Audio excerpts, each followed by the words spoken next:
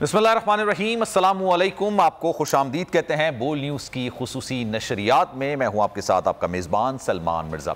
जनाब वाला, पाकिस्तान तहरीक इंसाफ के सरबराह इमरान खान साहब का हकीकी आज़ादी लॉन्ग मार्च रवा दवा है।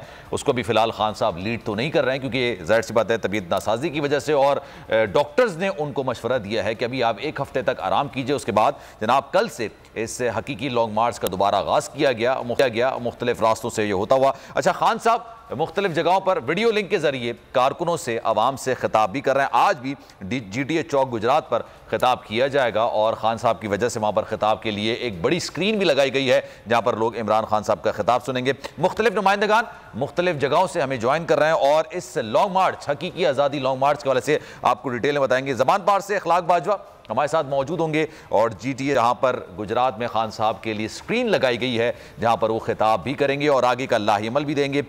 उसामा दुर्रानी हमारे नुमाइंदे हमारे साथ मौजूद होंगे, उनसे भी ज़रा मज़ीद बात करेंगे। और साथ साथ जनाब खान साहब पिंडी तक जब ये लॉन्ग मार्च पहुंच जाएगा, उसके बाद खान साहब पिंडी में ज्वाइन करेंगे, और फिर इस लॉन्ग मार्च की जो मंजिल होगी वो इस्लामाबाद होगी, और उसके वाले से फिर देखा जाएगा कि आने वाले वक्तों में क्या वो वाकई में इलेक्शंस की डेट ले पाते हैं या नहीं ले पाते हैं। GTS चौक गुजरात आज मंजिल है इस हकीकी आज़ादी लॉन्ग मार्च की, जिसको लीड कर रहे हैं शाह महमूद कुरैशी साहब, और अब से कुछ देर पहले वो प्रेस कॉन्फ्रेंस भी कर रहे थे, और FIR के हवाले से, जो कि FIR दर्ज नहीं हुई है अभी तक, उनके मतलब की, उनके मुनासिब की, वो अभी तक दर्ज नहीं हुई, उसी पर भी बात की जाएगी। जनाब उसामा दुरानी से पहले मजीद बात कर लेते हैं। उसामा, बताइएगा, GTS चौक गुजरात में आप मौजूद हैं, क्या मनाजिर, क्या सूरत हाल आप देख रहे हैं? अभी जुम्मे की नमाज का वक्त हुआ है, उसके बाद फिर लोग जमा होना शुरू हो जाएंगे।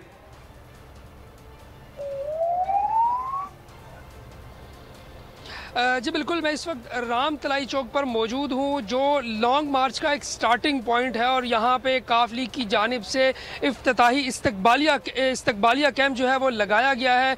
तमाम तर इंतजामात मुकम्मल कर लिए गए हैं। मेरे कैमरामैन आसिफ अगर आपको दिखा सके तो यहाँ पर सिक्योरिटी की भारी मौजूद है, रेस्क्यू यहाँ पर मौजूद है, तमाम तर ये मरकज़ी कंटेनर है, इसकी भी तमाम तर जो सिक्योरिटी है वो मुकम्मल कर ली गई है, तमाम तर इंतजामात मुकम्मल कर लिए गए हैं।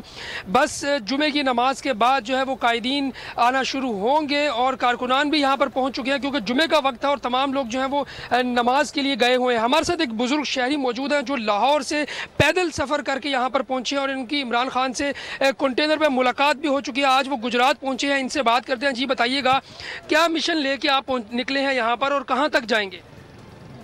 टिल फर्दर, जब तक इलेक्शन अनाउंसमेंट, FIR 2, और तीसरा जब तक हकीकी आज़ादी नहीं होती, और इमरान खान के मिशन जैसे चलते चले जाएंगे, थकने वाले नहीं हैं। जैसे इमरान नहीं थकेगा, हम भी नहीं थकेंगे।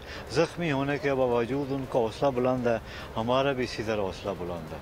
जी बिल्कुल, आपने इन बुजुर्ग शहरी का जो हौसला देखा है, इनका जोश व जज्बा देखा है अब तक अपने कप्तान के साथ। इनका ये कहना है कि जब तक इमरान खान हकीकी आज़ादी हासिल नहीं कर लेते, हम यहाँ से वापस जाने वाले नहीं हैं। और कारकुनान की, बाकी जो कारकुनान हैं वो भी यहाँ पर पहुँच चुके हैं। इसका वक्त है, और जुमे की नमाज के बाद ये जो हकीकी आज़ादी मार्च है, ये अपनी मंजिल की जानिब रवां दवां होगा।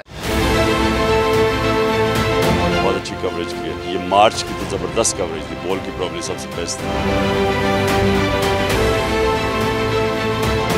सबसे ज्यादा रील्स और सबसे ज्यादा रेटिंग के साथ बोल रहा नंबर 1। सब्सक्राइब करें और बेल दबाएं ताकि कोई खबर रह न जाए।